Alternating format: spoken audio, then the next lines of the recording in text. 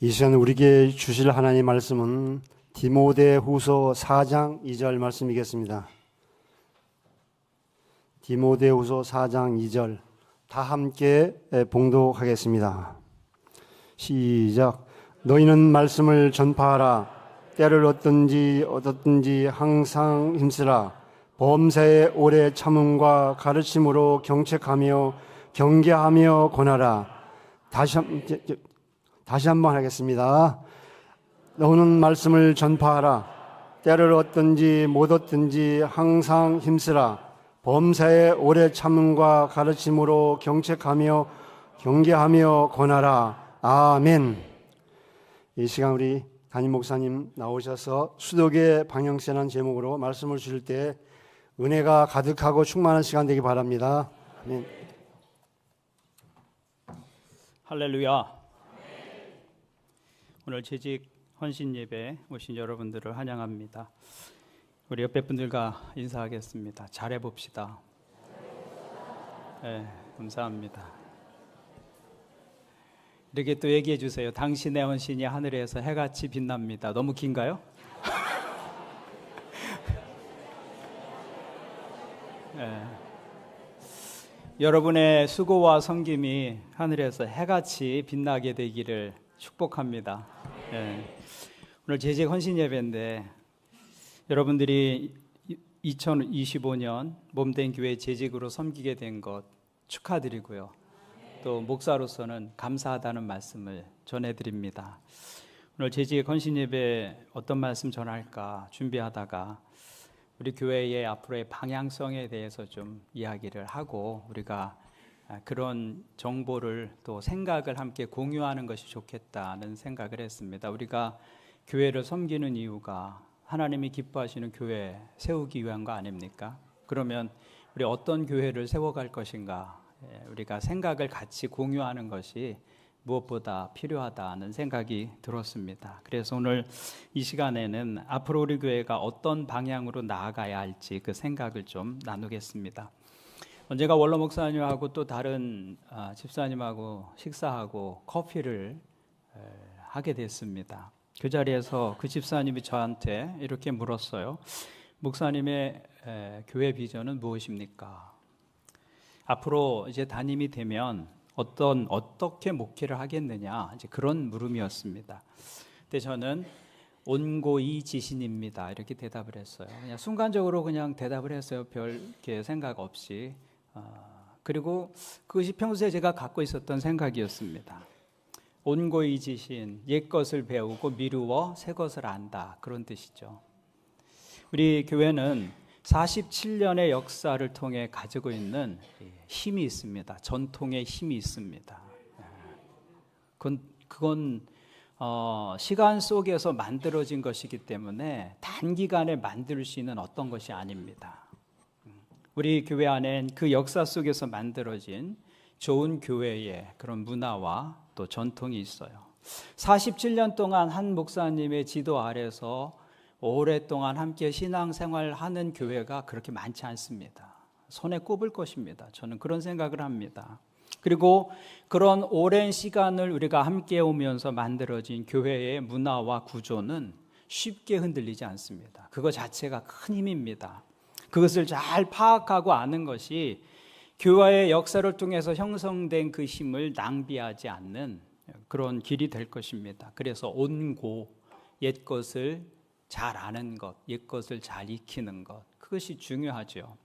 그러나 온고가 전부는 아닙니다. 온고는 그것을 미루어서 새 것을 알려고 하는 데 목적이 있습니다. 온고를 하는 이유는 지신하기 위한 것이죠. 그래서 우리 교회의 방향성은 온고에 머물지 않고 그것을 넘어서 지신하는 데 있다. 새로운 것을 미루어서 알고 그것을 찾아 나가는 데 있다는 것입니다. 그래서 교회는 어떻게든 변화를 향해 가게 될 것입니다. 이미 변화가 시작이 되었습니다. 원로 목사님께서 47년의 사역을 그 역사 속에서 은혜와 축복으로 이어오셨습니다. 그리고 이제 그 바통이 저에게 넘겨졌습니다. 그것 자체가 큰 변화입니다. 그것 자체가 우리 교회 역사에서 아주 중요한 변화일 것입니다. 그리고 그 변화로부터 시작해서 또 다른 변화들이 계속해서 이어지게 될 것입니다. 저와 또 원로 목사님이 다른 사람이기 때문에 그렇습니다. 그래서 이미 변화는 시작되었다는 사실이죠. 그런데 변화는 스트레스를 가져옵니다. 우리 변하는 거 별로 좋아하지 않습니다. 매일 앉는 자리에 앉는 이유는 변화가 싫은 거예요. 그렇잖아요.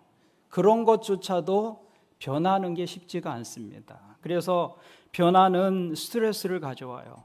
익숙한 것을 할 때는 힘이 안 듭니다. 그냥 관성을 따라서 하던 대로 하면 됩니다. 그런데 변화를 시도할 때는 누구나 스트레스를 받게 되죠. 익숙하지 않기 때문입니다. 그래서 많은 경우에 변화는 저항을 가져옵니다. 교회에서 뭘 하나 조그마한 걸 바꾸려고 해도 저항이 있어요. 변화를 스트레스로 받기 때문에 그렇습니다. 그래서 변화를 시도하다가 갈등을 경험하기도 합니다. 그 갈등이 심화되면 괜히 일을 벌렸나? 이런 생각을 하게 돼요. 하지 않은만 못하다. 그런 생각이 들기도 합니다. 변화는 그만큼 어렵다 그 말입니다. 특별히 그 변화의 방향을 예측할 수 없을 때 스트레스는 극에 달합니다. 우리가 어디로 가야 할지를 모르면 준비할 수가 없어요. 마음을 다잡을 수가 없단 말이죠. 변화의 방향을 알아야 준비할 수 있고 마음을 먹을 수가 있는데, 그래서 오늘 제가 말씀을 드리고 싶은 것은 이제 우리가 변화를 시작했는데 그럼 우리가 어떤 모습으로 어떤 방향으로 변화해 나갈 것인가, 그 변화의 방향과 기준에 대해서 여러분들에게 먼저 말씀을 드리는 게 좋겠다. 오늘 말씀드리는 내용의 중요한 키워드는 세 가지 정도가 될 것입니다. 첫 번째는 영혼 구원의 우산 아래서입니다. 영혼 구원의 우산 아래서. 영혼을 구원하는 일은 교회가 이 땅에 세워진 가장 중요한 이유이고 사명입니다. 따라서 교회의 모든 사역은 무엇을 향해서 초점을 맞추어야 하느냐면 영혼 구원이라는 그 대사명을 향해서 초점을 맞추어야 합니다. 그래야 교회가 문제가 없습니다. 당연히 우리가 앞으로 어떤 변화를 시도하게 될 때 그 변화의 방향도 영혼 구원이라고 하는 명제 아래서 진행되어야 할 것입니다. 그래서 앞으로 우리 교회는 영혼 구원이라는 큰 우산 아래서 우리가 하고 있는 사역들을 점검하고 우선순위를 재배치하게 될 것입니다. 교회는 이 땅에 태어나는 그 첫 순간부터 선교 공동체였습니다. 예수님께서 제자들에게 마지막 유언처럼 남기신 가장 큰 사명은 무엇이었습니까? 지난해 주제 말씀이었죠. 마태복음 28장 19, 20절 다 같이 한번 읽어보겠습니다. 시작. 그러므로 너희는 가서 모든 민족을 제자로 삼아 침례를 베풀고 내가 너희에게 분부한 모든 것을 가르쳐 지키게 하라. 볼지어다 내가 세상 끝날까지 너희와 항상 함께 있으리라 하시니라. 아멘. 신약의 첫 번째 선교사로 파송을 받으셨던 바울 사도도 가장 마지막에 쓴 성경 13권의 서신을 쓰셨는데 가장 마지막에 쓴 성경이 디모데후서입니다. 디모데후서가 4장으로 되어 있는데 4장에서 유언처럼 이렇게 말씀하고 있죠. 디모데후서 4장 2절을 보시면 너는 말씀을 전파하라. 때를 얻든지 못 얻든지 항상 힘쓰라. 올해의 주제 성구입니다. 그러니까 교회가 이 땅에 세워지고 우리가 그리스도인으로 이 땅을 살아가는 가장 중요한 이유는 복음의 증인이 되기 위한 것입니다. 그것이 우리 개인의 목표이고 교회의 사명이다라는 것이죠. 그러므로 교회의 존재의 목적은 영혼 구원이고 교회의 모든 사역은 그 영혼 구원이라고 하는 큰 우산 아래서 존재해야 한다라는 것입니다. 교회의 사역이 영혼 구원에 초점이 맞추어지지 않으면 아무리 좋은 의도로 시작된 사역이라 할지라도 방향을 잃기 쉽습니다. 예상치 않은 열매가 생겨납니다. 영혼 구원에 초점을 맞추지 않는 제자 훈련은 제자를 만들지 못하고 학자를 만듭니다. 그래서 많은 교회에서 여러 훈련과 또 성경 공부와 양육의 시스템을 가지고 있는데 그것을 통해서 어떤 분들은 머리만 키웠다 이런 얘기를 합니다. 머리만 키웠다. 영혼 구원에 초점을 맞추지 않으면 제자 훈련도 예상치 않은 방향을 향한다는 것입니다. 부작용이 있다 그 말이에요. 영혼 구원에 초점을 맞추지 않는 성령 운동은 건강하지 않은 신비주의에 빠지게 만듭니다. 예수님께서 승천하실 때 성령님을 보내주실 것을 약속하셨어요. 그런데 성령님을 보내주신 이유가 무엇입니까? 사도행전 1장 8절을 보시면 성령님을 보내주신 이유를 이렇게 말씀합니다. 다 같이 읽죠. 시작. 오직 성령이 너희에게 임하시면 너희가 권능을 받고 예루살렘과 온 유대와 사마리아와 땅끝까지 이르러 내 증인이 되리라 하시니라. 아멘. 성령님을 우리에게 보내주신 이유가 무엇이에요? 내 증인, 예수 그리스도의 증인, 복음의 증인 되게 하시려고 성령님이 우리 가운데 오신 것입니다. 그러니까 성령 받고 증인의 삶을 살지 않으면 성령님이 오신 이유를, 목적을 우리가 충실하게 시행하고 있지 않는 것이죠. 그래서 성령 운동, 그 운동도 영혼 구원에 초점을 맞추지 않으면 그 방향을 잃기 쉽습니다. 신비주의로 흐를 수 있어요. 교회 사역은 그래서 영혼 구원이라는 큰 우산 아래 있어야 하는 것입니다. 요즘 한국 교회가 비판의 대상이 많이 되고 있어요. 제가 지난 앙케이트를 보니까 비종교인들 가운데 기독교에 대한 호감도가 14%입니다. 그러니까 100명의 비종교인이 교회에 대해서 교회 괜찮지라고 생각하는 퍼센테이지는 14%밖에 되지 않아요. 불교가 52%입니다. 그래서 교회 개혁에 관한 이야기들 참 많이 합니다. 교회 새로워져야 한다고. 근데 교회 개혁도 영혼 구원에 초점을 맞추지 않으면 그 개혁의 시도가 교회를 세우기보다는 교회를 다치게 하고 무너지게 하는 경우도 비일비재합니다. 그래서 교회의 사역의 건강한 방향성을 유지하려면 영혼 구원이라고 하는 큰 우산 아래 그 사역들이 있어야 하는 것이죠. 그래서 교회에서는 무엇을 계획하든 무엇을 행하든 영혼 구원하여 제자 만드는 그 대사명의 우산 아래서 이루어져야 한다라는 것입니다. 저는 우리 교회가 영혼의 열매를 이전보다 더 풍성히 맺는 교회 되기를 바랍니다. 근데 요즘 교회가 전도하는 일이 참 어려워졌습니다.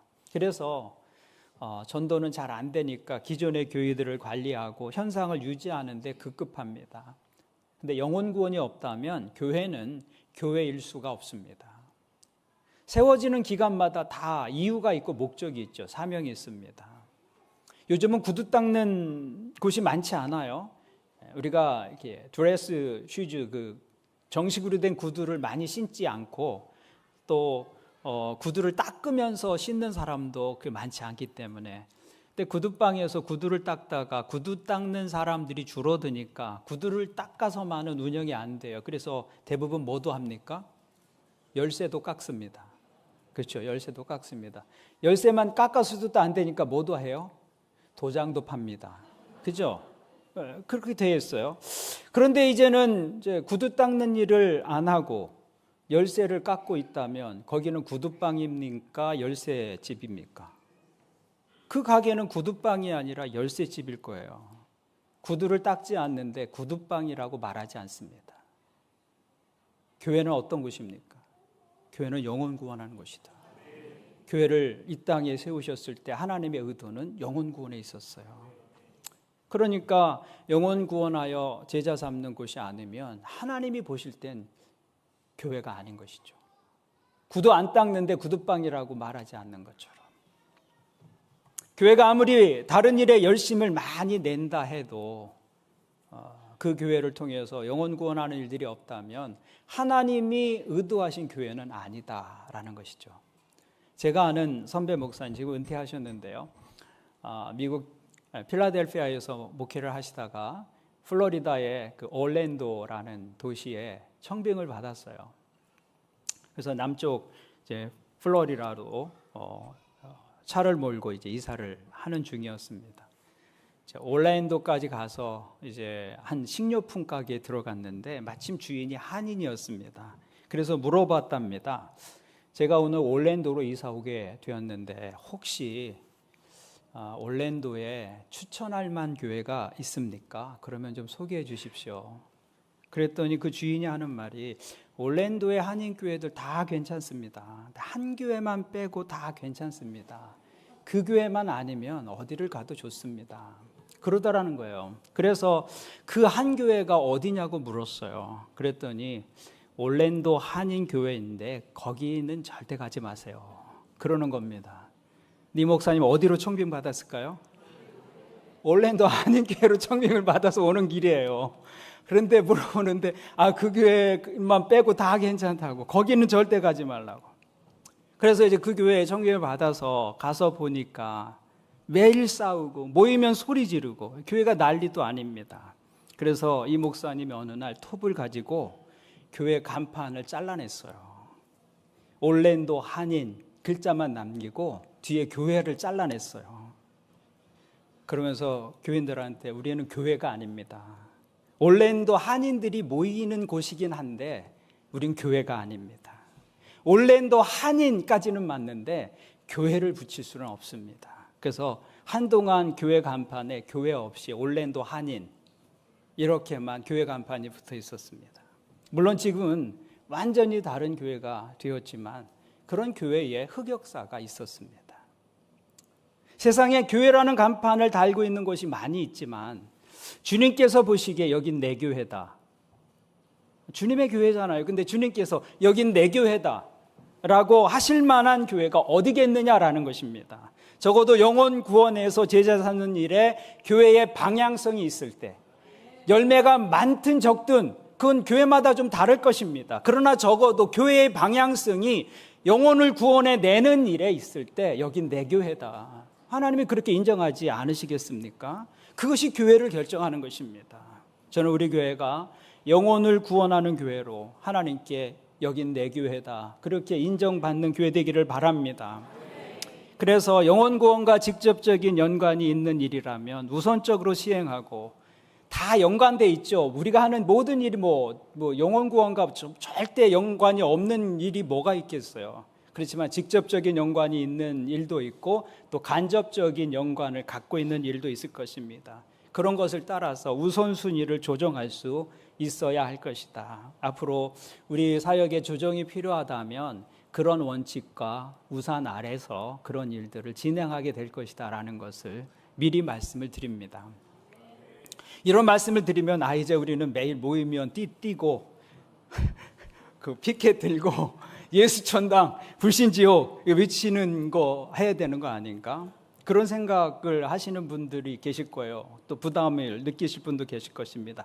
그런 전도도 필요합니다. 외치고 무작위로 아무나 만나는 사람들에게 복음을 전하는 일도 필요합니다. 그러나 우리의 주된 전도 방법은 자연스러운 영성 일상의 전도입니다.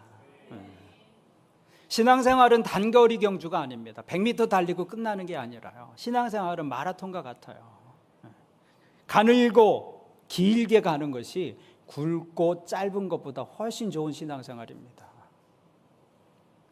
교회의 사명이 영혼 구원이라고 해서 모일 때마다 우리가 띠고 영혼 예수천당 불신지옥 외치면서 다닌다면 그런 사역을 누구나 할 수 있는 것도 아니고 한다 해도 오래 갈 수는 없을 것입니다. 한두 번 마음 먹고는 할 수 있겠죠. 그러나 일상에서 꾸준히 그것을 진행하기는 참 쉽지가 않습니다. 그래서 전도는 일상의 일이 되어야 하는 것이죠. 우리의 믿음도 자연스러운 영성이어야지 어디를 가야 하고 특별한 어떤 결심을 하고 어떤 모임에 참석해서 뭘 열심히 해야 하는 그런 영성이라면 오래 갈 수 없어요. 꾸준히 말씀과 기도로 하나님과 교제하면서 일상에서 하나님의 말씀을 따라 살아가려고 하는 것, 그것이 우리 신앙생활의 주된 영역이어야 합니다. 그리고 필요에 따라서 금식도 하고 집중 기도도 하고 말씀도 집중해서 듣고 하는 일들을 하는 것이지 그런 특별한 활동들이 믿음의 주된 활동이 될 수는 없습니다. 그건 우리 육체를 보면 알 수 있습니다. 우리 육체가 어떻게 자라고 건강을 유지합니까? 어머니 손으로 만드신 집밥 먹고 우리가 컸지 레스토랑에서 먹는 음식이나 뷔페 식당의 뷔페 음식을 먹고 자라지 않았어요. 우리를 자라게 한 99%의 영양은 어디를 통해서 왔어요? 어머니의 집밥을 통해서 왔습니다. 레스토랑의 음식이나 뷔페 음식은 그저 별식에 불과한 것이죠. 중요한 성장은 어머니의 집밥을 통해서다라는 것입니다. 그래서 일상에서 꾸준히 하나님과 친밀한 관계 속에서 살아가는 그 자연스러운 영성이 중요하다. 그리고 사실은 그것이 진짜 신앙의 힘입니다. 전도도 마찬가지입니다. 초청주의를 앞두고 3, 4주 반짝할 수 있습니다. 그러나 하나님께서 원하시는 영혼 구원의 모습은 일상 속에서 복음의 영향력을 나타내는 것입니다. 우리가 가진 영혼에 대한 소망에 대해서 묻는 사람들에게 대답할 말을 항상 준비하면서 우리 안에 가진 그 영혼이 가지고 있는 힘, 하나님을 안다고 하는 신앙이 우리에게 주는 어떤 평안과 능력과 그런 회복 탄력성, 이런 것들을 보여줄 수 있는 것이죠. 그리고 대답할 말을 준비하며 살아가는 것입니다. 그런 일상의 전도여야 열매가 확실해질 수 있는 것이죠. 그래서 우리는 앞으로 교회 사역을 이 영혼 구원의 우산 아래서 진행해 나갈 것이다 라는 것을 말씀을 드립니다. 그것이 우리 교회의 중요한 방향성이 될 것입니다. 또 하나의 키워드는 선택과 집중입니다. 선택과 집중. 세상에 교회도 참 다양하고 또 교회가 하고 있는 일들도 참 많습니다.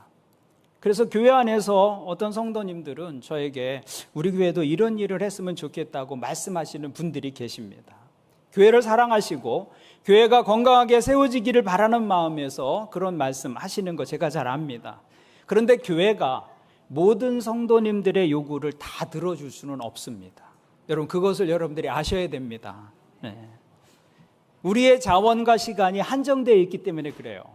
그래서 교회가 어떤 일을 하고 어떤 일을 선택할 것인가라는 것, 우리는 선택하고 집중할 수밖에 없어요. 모든 일을 다 할 수는 없습니다.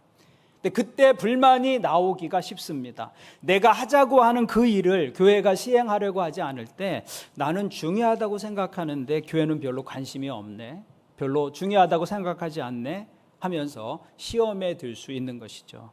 그런데 교회가 그 일을 중요하다고 생각하지 않아서 하지 않는 것이 아니라 모든 일을 다 할 수 없기 때문에 우선순위에서 뒤에 놓고 있을 뿐입니다. 그것이 중요하지 않다는 것은 아닙니다. 여러분들이 그것을 이해해 주실 수 있기를 바랍니다. 그리고 정하고 싶으면 그 일을 제안하는 사람이 중심이 돼서 시작하면 좋겠어요. 교회에서 가끔 보면 교회에서 이것 하자고 제안하는 사람 따로 있고 그 제안을 듣고 그 일을 감당하는 사람들이 또 따로 있어요. 그러면 교회에서 그 일을 오래 지속해서 할 수 없습니다. 열매가 없어요. 그래서 교회에서의 원칙은 뭘 하자고 제안한 사람이 앞장서는 것입니다. 그런 문제가 되지 않습니다. 여러분, 앞으로 교회 일은 그렇게 감당할 수 있기를 바랍니다. 나는 좋은 말만 제안만 하고 그 일은 알아서 다른 사람이, 그건 오래 갈 수가 없어요. 그래서 우리는 그 일을 선택하고 집중할 수밖에 없다라는 것. 모든 사람들의 요구를 수용할 수는 없기 때문에 우선순위를 따라서 선택과 집중할 수밖에 없다는 것을 이해할 수 있기를 바랍니다. 그래서 우리 교회의 중요한 방향성은 영혼 구원의 우산 아래서 선택하고 집중하겠다라는 것입니다. 그러면 무엇에 우리가 집중을 할 것인가? 기본적으로 우리가 좀 해야 될 것은 교회의 새 기둥을 좀 균형 있게 만들어가는 것이다. 거기에 우리가 좀 먼저 집중을 좀 하려고 합니다.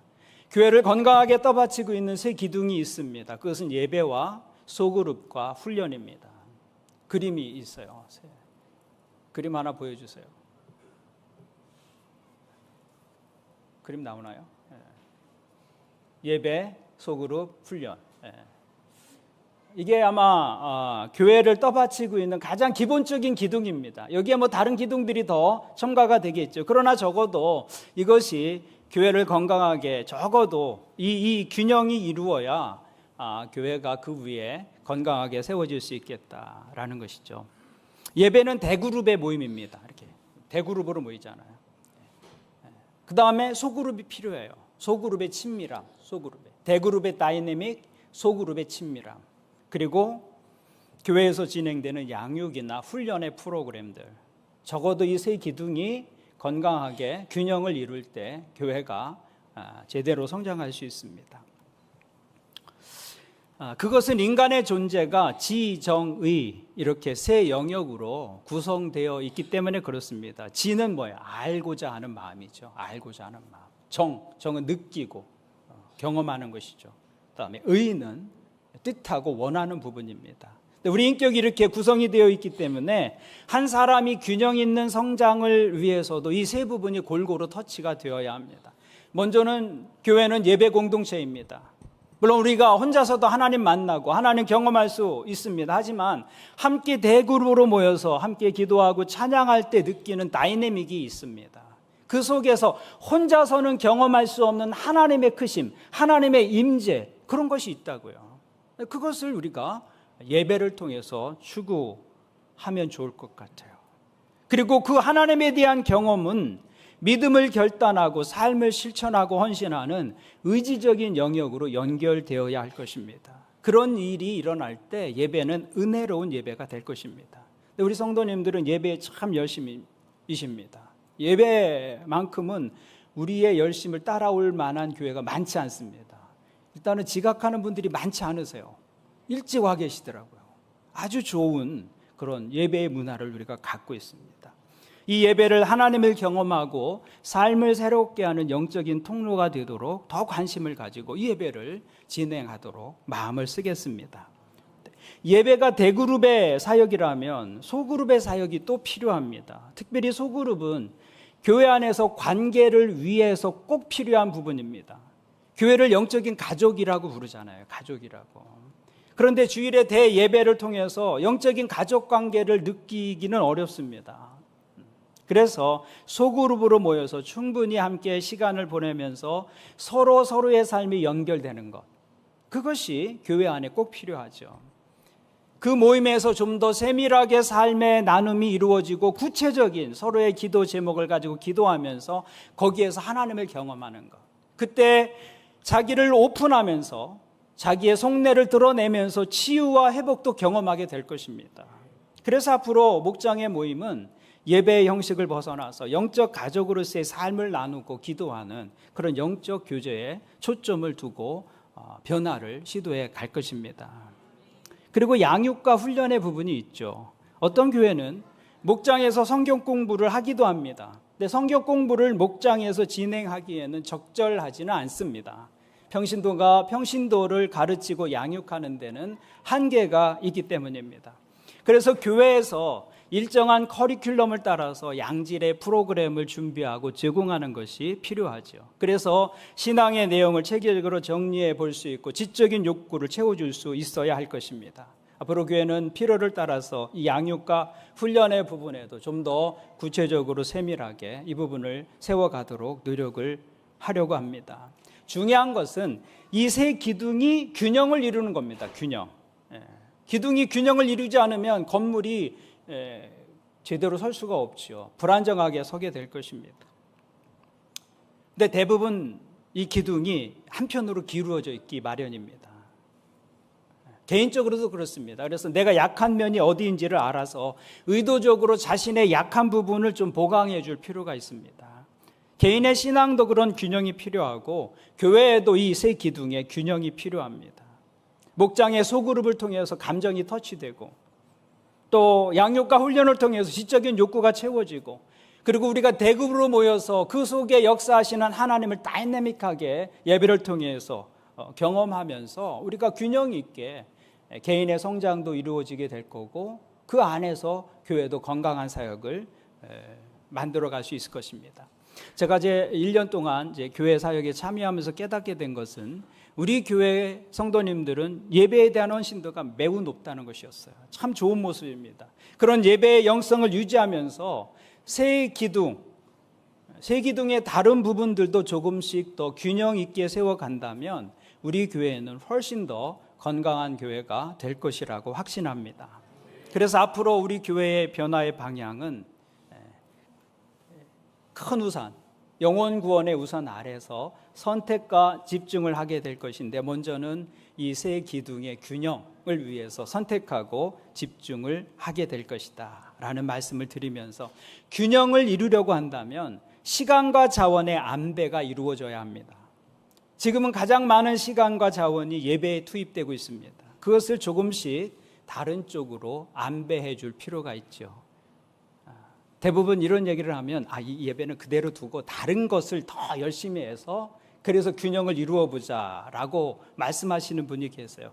그런데 그렇게 해서는 잘 안 됩니다. 왜냐하면 대부분의 성도님들이 더 쓸 수 있는 시간이나 자원이나 역량이 그렇게 많지 않기 때문입니다. 그렇지 않아요, 여러분? 이미 신앙생활을 위해서 우리가 가용할 수 있는 시간과 자원을 거의 다 쓰고 있어요. 그래서 이거 그대로 두고 다른 것도 열심히 해보자 라고 하는 것이 옳은 말이기는 하지만, 그러나 실제로 해보려고 하면 안 됩니다. 그렇게 말하는 것은 하지 말자는 얘기와 다르지 않아요. 그래서 균형을 이루기 위해서는 어떻게 사역을 조정하고 변화시켜 나갈 것인지, 그것이 앞으로 우리가 풀어가야 할 숙제가 될 것입니다. 앞으로 교회는 그런 그 방향성과 기준을 가지고 움직여 가게 될 것이다 라는 말씀을 드리면서, 그 외에도 우리 교회가 갖고 있는 그런 어떤 특징들이 있어요. 우리 교회 인적 구성이 어르신들이 많은 구조이기 때문에 이 어르신들을 위한 더 실제적인 사역들도 필요합니다. 그것도 시급하게 우리가 준비를 해야 될 부분입니다. 그리고 우리 다음 세대들을 위한 그 부분도 놓칠 수 없는 부분이죠. 10년 후에 우리 교회 모습은 지금 이대로라면 굉장히 다른 모습이 될 것입니다. 10년 후에. 그래서 오늘 우리가 이것을 준비하지 않으면 10년 후에는 우리는 굉장히 어려운 모습을 갖게 될 수도 있다라는 생각을 하게 됩니다. 근데 그 모든 것을 한꺼번에 움직일 수 없기 때문에 오늘은 교회 변화의 중요한 키워드를 함께 나누고, 교회는 앞으로 그런 방향으로 조금씩 움직여 나가게 될 것이다 라는 말씀을 드립니다. 오늘 재직으로 임명된 여러분들에게, 그리고 모든 성도님들께 드리는 말씀은, 여러분들이 이 일에 마음을 모아주시고 힘을 함께 해주시기를 바랍니다. 신앙생활은 쉽지 않은 일입니다. 목사도 쉽지 않은데, 목사도 힘든데 여러분들은 얼마나 힘이 드십니까? 지금은 사는 것 자체가 힘들잖아요. 그런데 그냥 사는 것도 힘든데 믿음으로 사는 일이 어찌 쉽다고 말할 수 있겠습니까? 그건 더 어려운 일이죠. 그런데 그렇다고 해서 우리가 믿음을 포기할 수 있습니까? 우리 믿음 포기할 수 없습니다. 그렇다면 방법은 하나뿐입니다. 어차피 수고하고 힘들 것이라면 의미 있게 수고하고 가치 있게 힘든 것입니다. 그러면 할만합니다. 근데 의미 있게 수고가 안 되고 가치 있게 힘든 일이 아니면 하고 나서 돌아보면 후회하고 돌아보면 괜히 했다라는 생각이 들 거예요. 그러나 우리의 수고가 의미 있는 수고고 우리의 힘듦이 가치가 있는 힘듦이라면 힘들어도 할 수 있습니다. 저는 여러분들이 그런 의미 있는 또 가치 있는 그런 일에 함께 힘을 모아주시기를 부탁을 드립니다. 저는 여러분들의 교회를 위한 수고, 믿음을 위한 수고를 할 때 그 수고가 헛되지 않도록 목회의 방향을 정하고 또 여러분들을 도울 것입니다. 그러기 위해서 우리는 새로운 변화를 향해 나아가고 더 건강한 교회를 세워갈 필요가 있습니다. 여러분의 수고와 헌신이 하나님께서 기뻐하시는 건강한 교회를 세우는 가치 있고 또 의미 있고 보람 있는 수고가 될 수 있기를 주님의 이름으로 간절히 축원합니다. 아멘. 기도하시겠습니다. 하나님 아버지, 몸된 교회를 위해서 우리에게 섬길 수 있는 직분을 허락해 주신 것을 감사합니다. 구원의 은혜도 감사한데 하나님의 나라와 교회를 위해서 일할 수 있는 기회 주신 것 감사합니다. 오늘 재직으로 이 헌신을 다짐하는 모든 성도들에게 이 감사한 마음을 잃지 않도록 도와주옵소서. 감사함 없이 하는 주님의 일은 견디기 어려운 노동이 될 수 있습니다. 주님의 일을 하면서 끊임없이 불평하고 원망하게 됩니다. 주님, 하나님의 일을 감당하면서 기뻐하지 않는 것보다 슬픈 일은 없습니다. 오늘 예배하는 모든 성도들에게 감사와 감격의 마음을 주셔서 작은 일에도 최선을 다하고 그 일 자체로 인해서 기쁨을 누릴 수 있는 순전한 믿음이 되게 도와주옵소서. 교회 역사가 47주년입니다. 수많은 성도들의 수고와 땀이 그 시간 속에 있었습니다. 그 위에 서 있는 우리로 하여금 그 역사를 꽃피고 열매 맺게 하는 헌신을 이어가게 하옵소서. 우리 하는 모든 사역이 하나님께서 기뻐하시는 영혼 구원의 열매와 연결되게 하시고, 그래서 매주일 주님을 고백하고 십자가 앞으로 나오는 영혼들이 우리 사역의 열매로 하나님께 드려지는 교회 되게 도와주옵소서. 우리가 주님의 일에 헌신할 때 주님께서 또한 우리의 일을 책임져 주시는 것을 경험으로 알게 하옵소서. 우리의 주인 되셔서 하나님께서 이 종들의 필요를 채워주시고 우리 자녀들이 부모들의 신앙을 따라서 다음 세대를 책임질 수 있는 하나님의 사람들로 서는 복을 더하여 주옵소서. 무엇보다 우리에게 건강의 복 주셔서 이 육체가 하나님의 나라와 복음을 위한 유용한 도구로 사용되게 하여 주옵소서. 이제 교회가 새로운 역사를 향해 나아갑니다. 우리 모두가 한 마음 되게 하시고 한 뜻 되게 해주셔서 한 하나님을 열심히 섬기고 충성된 종들로 주님 앞에 서게 하여 주옵소서. 우리를 부르시고 귀한 직분 맡겨주신 주님께 감사를 드리며 예수님의 이름으로 기도합니다. 아멘.